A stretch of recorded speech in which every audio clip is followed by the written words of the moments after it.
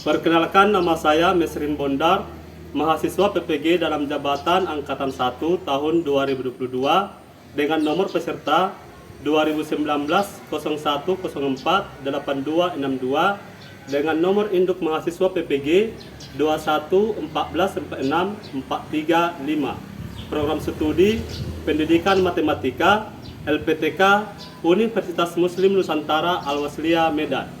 Adapun sekolah tempat saya mengajar sekaligus tempat melaksanakan praktik pembelajaran ujian kinerja atau UKIN adalah SMK Negeri 2 Botomuzoi yang beralamat di Desa Ononamolo Talafu, Kecamatan Botomuzoi, Kabupaten Nias, Provinsi Sumatera Utara. Demikian perkenalan singkat dari saya. Terima kasih.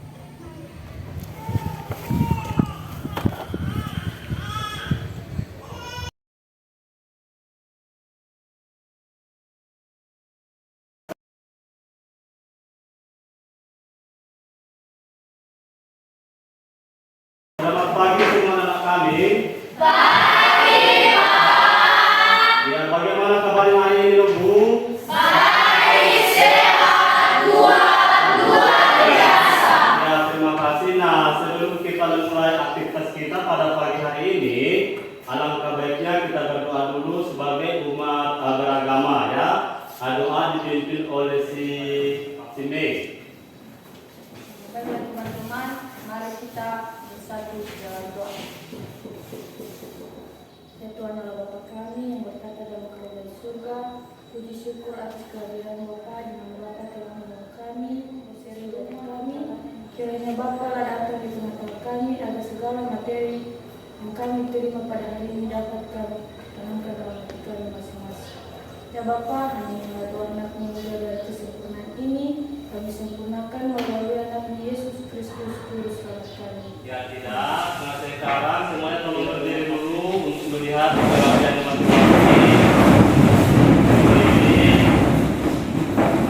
Duduk barisan yang ini si Sherlyn. Nah, sampai gitu saya pakai. Nah, siapa yang kita hadir pada hari Minggu?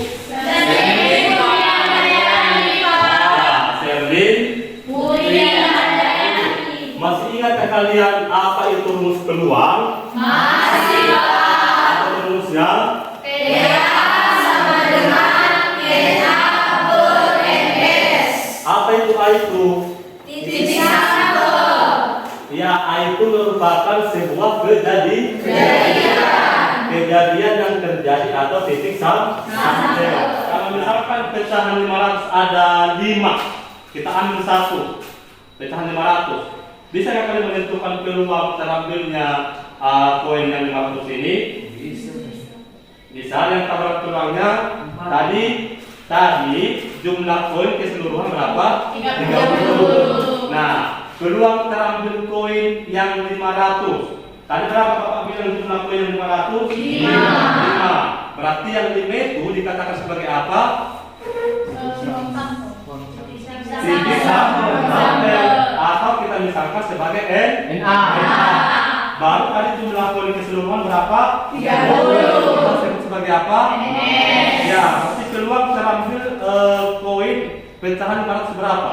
5/30. Ya, 5/30. Jadi saya akan peluang kejadian majemuk. Kalau dikatakan majemuk berarti lebih dari 1 ya. Di sini kita akan pelajari peluang kejadian majemuk, artinya mungkin saja 2 buah kejadian yang terjadi atau 3 buah ya, intinya lebih dari 1. Nah, adapun yang akan kita bahas pada peluang kejadian majemuk itu yang pertama peluang kejadian saling bebas, dan yang terakhir nanti peluang kejadian bersyarat. Tapi untuk pertemuan hari ini Nunggu, kita akan fokus membahas yang pertama peluang kejadian saling bebas ya. Nanti untuk kejadian saling bebas, peluang kejadian bersyarat itu akan kita bahas pada pertemuan berikutnya. Nah, itu ya.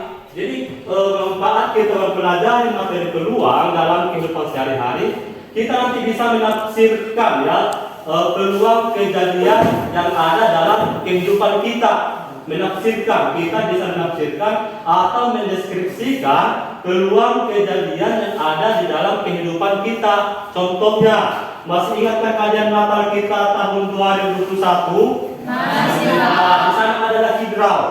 Tahu Lucky Draw? Tahu. Ya, Lucky Draw itu logo kita berhak mendapatkan Lucky Draw ketika nomor kita terambil, ya, tercabut. Dan di tertib acara ada kan di situ dikasih nomor untuk Lucky Draw. Nah, tahukah kalian berapa peluang kalian memenangkan Lucky Draw itu? Pernah nggak kalian pikirkan itu?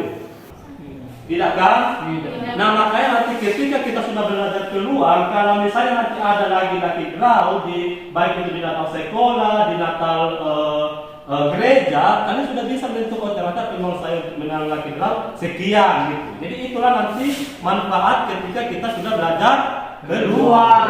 Kita sudah bisa mendeskripsikan, menafsirkan berapa peluang yang kita peroleh pada Lucky Draw tadi, ya, ataupun nanti kalau kita misalkan melamar sebuah pekerjaan yang diterima cuma satu, misalkan ada dua perusahaan, taruhlah perusahaan A dan perusahaan B.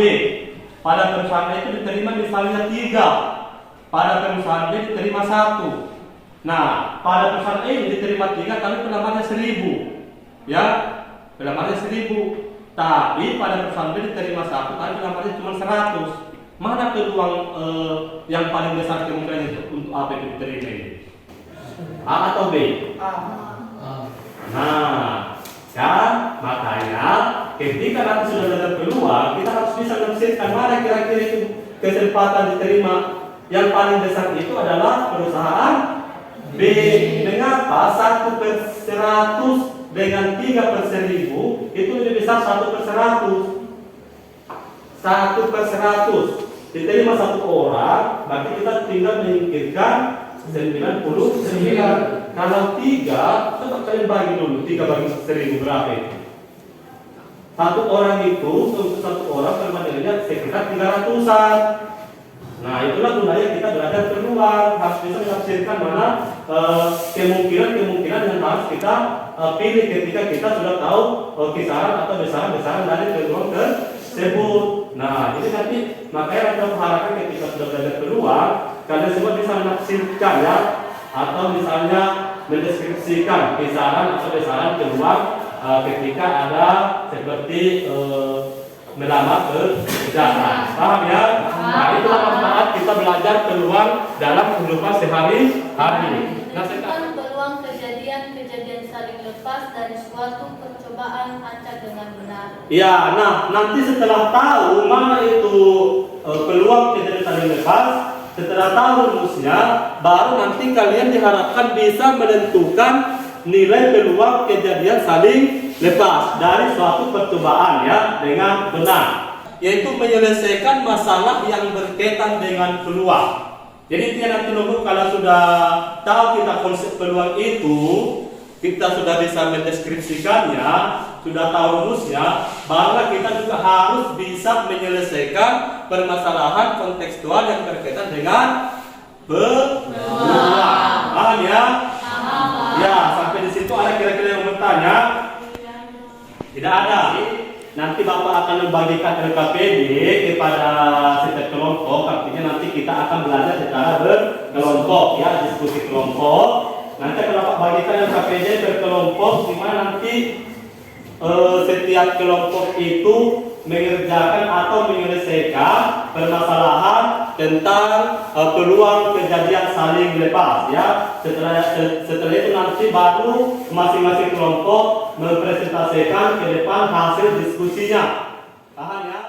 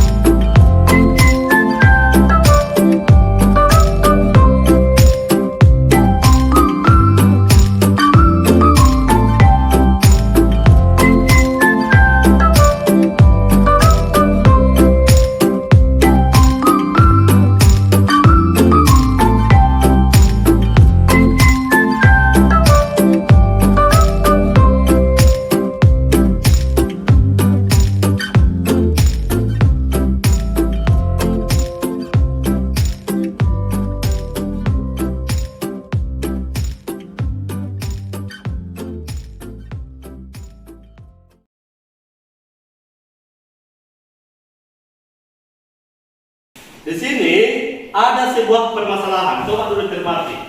Katanya Edo Huang merupakan, jadi Edo Huang ini merupakan pesulap Indonesia spesialis edukasi orang desainer kartun klasik. Suatu hari Edo menawarkan seorang pemuda untuk mengambil satu buah kartu yang ada di tangan Edo. Lihat ya, nanti kartu apa yang ada di tangan si Edo? Kartu tersebut kartu bridge, tapi kartu bridge yang di tangan si Edo. Kita lanjutkan. Gambar hati yang terdiri dari nomor 1 hingga nomor 10. Nah, ternyata kartu yang berada di tangan si Edo itu kartu bridge, tapi tidak semua kartu. Coba dibuka dulu masing-masing kartunya. Sudah masing-masing kartunya? Sudah dibuka? Sudah. Coba dilihat permasalahan ini. Katanya kartu yang berada di tangan si Edo Huang yaitu kartu bergambar hati. Coba lihat dulu gambar hati semua, kartu bergambar hati. Diambil semua kartu bergambar hati. Sudah? Sudah diambil? Sudah, Pak. Coba ditunjukkan. Ini gambar hati kan ditunjukkan masing-masing. Ya, untuk kelompok 2 sudah pas.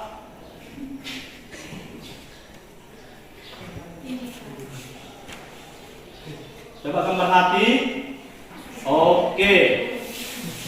Pas ya.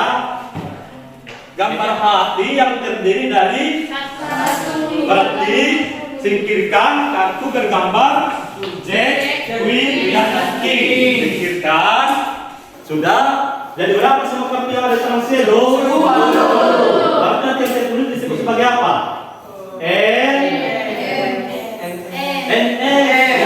Karena yang ada di tangan si Edo cuma kartu bergambar hati nomor 1 sampai 10. Berarti nanti NS-nya sebanyak 10. Nah, kita lanjutkan.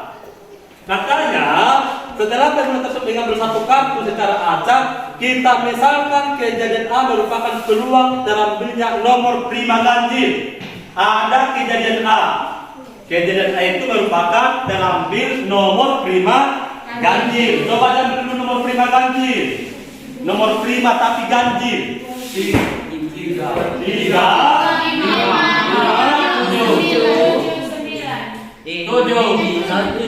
35 dengan Iya, 35 dengan 7. Coba tunjukkan nomor kartu 357. Nah, ini merupakan nomor prima ganjil, ya. Paham ya? Paham, Pak. Oke. Ini kejadian apa tadi? Kejadian A. Berarti ini yang 3 kartu ini kita ibaratkan sebagai NA.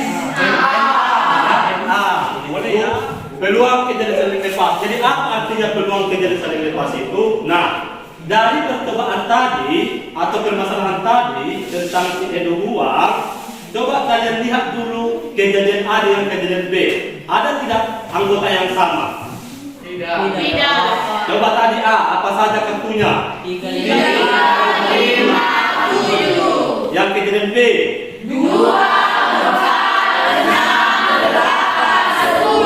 Ada tidak yang sama kartu pada kejadian A atau Nah, karena tidak ada kartu yang sama pada kejadian A dan B tadi, maka ini dikatakan sebagai peluang kejadian saling lepas. Di mana peluang kejadian saling lepas artinya peluang kejadian atau 2 kejadian yang tidak bisa terjadi bersama. Ya, tidak bisa terjadi bersamaan. Dan dirumuskan dengan ini. P ini dibaca peluang A atau B sama dengan peluang A ditambah peluang B. Nah, masih ingat kan rumus peluang? Karena di sini ada PA, apa rumusnya ini? N A B. Yang ini ada PB? Ya, PB ser X S. Nah, kalau digambarkan peluang kejadian saling lepas pada diagram Venn, gambarnya seperti ini. Misalkan ini kejadian A di lingkaran A ya, dan B ini merupakan kejadian B. Tadi kan antara A dan B tidak ada yang sama, sehingga kalau digambarkan dalam diagram Venn, maka Seperti inilah gambar atau bentuk peluang kejadian saling lepas. Bisa dipahami ya? Bisa. Oke. Di sini ada berdasarkan diagram peluang kejadian saling lepas yang sudah Bapak jelaskan atau Bapak tampilkan tadi, apakah himpunan A harus berpisah dengan himpunan B? Bagaimana kalau himpunan A dan B bersatu? Ya, jadi kita sekarang lagi belajar yang namanya peluang saling lepas ya. Saya percaya sering bilang apakah kejadian A dan B itu harus berpisah, bagaimana kalau bersatu. Oke, kita lihat ya. Kalau dikatakan tadi saling lepas berarti dia tidak boleh terjadi secara bersamaan ataupun nanti seperti permasalahan tadi yaitu terambilnya kartu bernomor prima ganjil dan kartu bernomor genap. Nah, kalau dia peluang kejadian saling lepas itu memang tidak boleh. Ya, diagram ini bersatu. Kalau dia dikatakan peluang kejadian saling lepas. Nah, bagaimana kalau dia bersatu atau kita buat bisa seperti ini ya? Ini merupakan gambar diagram pen yang sudah pernah kalian pelajari waktu SMP. Nah, kalau nanti misalnya diagram pennya bersatu seperti ini dia. Ini merupakan, ini Bapak kasih ini warna merah ini merupakan daerah irisan yang nanti kalau untuk peluang kejadian tidak saling lepas, dia nanti mempunyai irisan atau daerah persekutuan. Sehingga nanti rumus peluang kejadian tidak saling lepas itu sama dengan PA atau peluang kejadian A ditambah peluang kejadian B dikurangkan dengan peluang kejadian A iris B ya. A iris. Nah, setelah menyelesaikan permasalahan nanti buatlah kesimpulan dari kegiatan yang dilakukan ya. Dibuat kesimpulannya baru nanti setelah itu setelah nanti selesai dikerjakan permasalahan 1 dan permasalahan 2 dijawab dulu juga nanti yang namanya lembar refleksi. Di sini sudah ada lembar refleksi dan juga beberapa pertanyaan. Nanti kelompok 1, kelompok 2,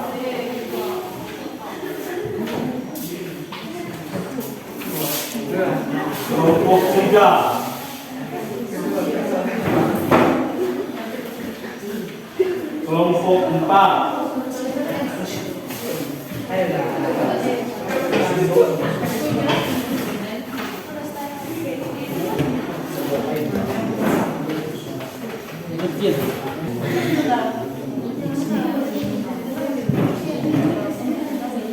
Ini berapa ini?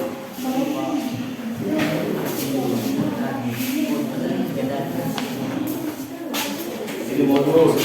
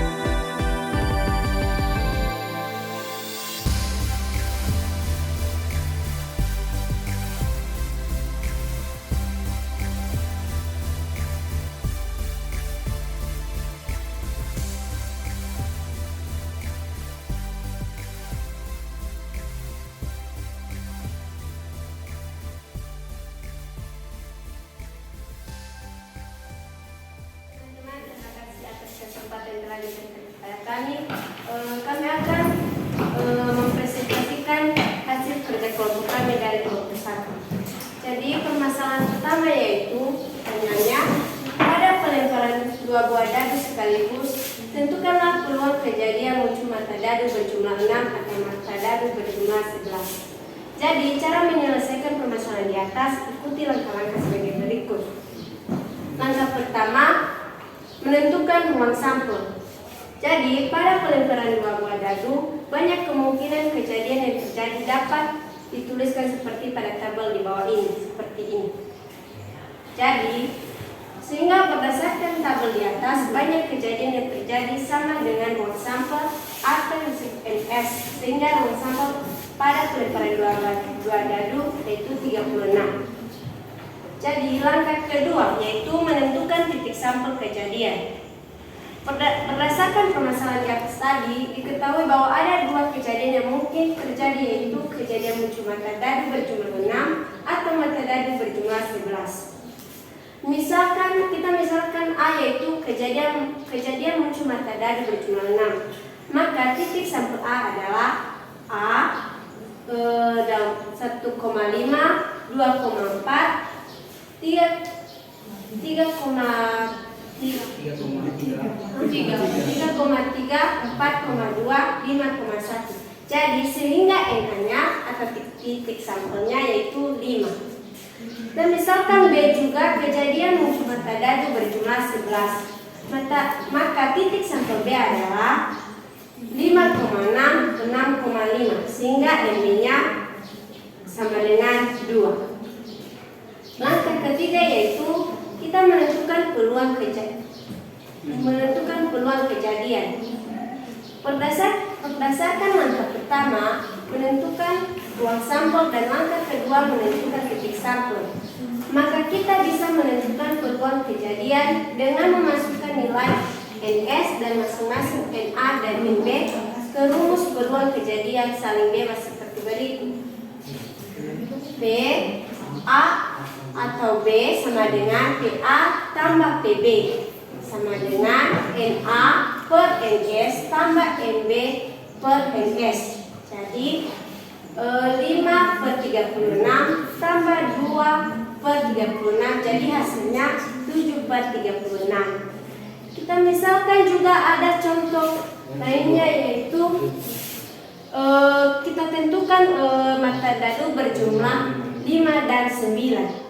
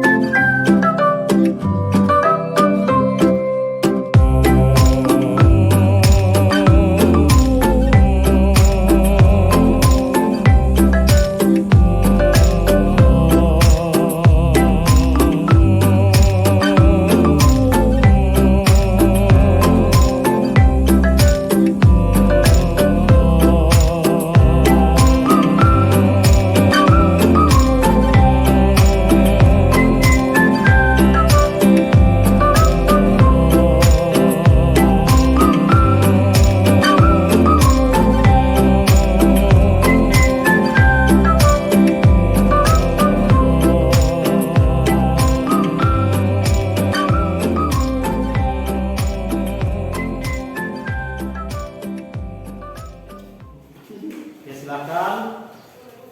Baik, kami dari kelompok 3 akan menjawab pertanyaan dari kelompok 4. Karena unsur yang dipilih tidak memperhatikan urutan, misalnya ketika si A dan si B terpilih, maka AB sama dengan BA. Karena tidak ada posisi yang membedakan antara si A dan si B, makanya menggunakan rumus kombinasi. Ya, untuk dapat tambah sedikit, kalian masih tahu membedakan permutasi sama kombinasi? Masih. Permutasi itu bisa dipakai untuk menentukan apa? Susunan panitia, seperti pemilihan ketua, sekretaris, bendahara. Tapi kalau tidak ada jabatannya, dia pakai kombinasi. Seperti lomba menyanyi tadi, kalau cuma dipilih 2 dari 5, mau si A dan si B terpilih, itu sama saja dengan si B dan si A, karena tidak ada posisi. Makanya dipakai rumus kombinasi. Nah, kira-kira ada lagi pertanyaan yang lain? Tidak. Oke, kalau tidak ada, tepuk tangan untuk kelompok 3. Silakan kelompok 3 kembali ke tempatnya. Ya baik Bapak Ibu, saya kira Bapak tambah sedikit. Jadi untuk setiap kelompok yang kita tampil tadi itu sudah bagus ya.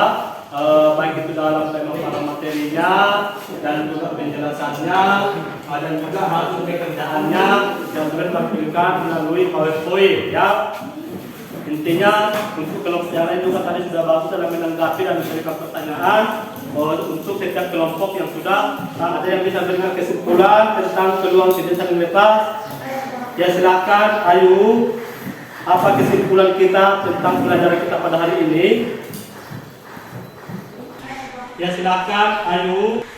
Apa kesimpulan kita? Kesimpulan tentang peluang kejadian saling lepas yaitu merupakan 2 buah kejadian yang tidak memiliki irisan dan menggunakan kata kunci atau, di mana kata atau memiliki arti penjumlahan 2 buah kejadian.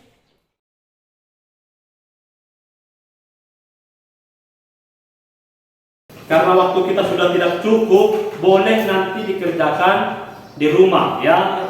Untuk melihat sejauh mana kemampuannya, itu ada 3 soal atau permasalahan dikerjakan nanti di rumah. Mungkin di pertemuan berikutnya kita akan bahas. Dan oke, baiklah anak-anak kami, mungkin sekianlah materi kita pada pagi hari ini. Nanti akan Bapak share untuk modul ya melalui grup WA. Jadi di sini kan sudah ada modulnya.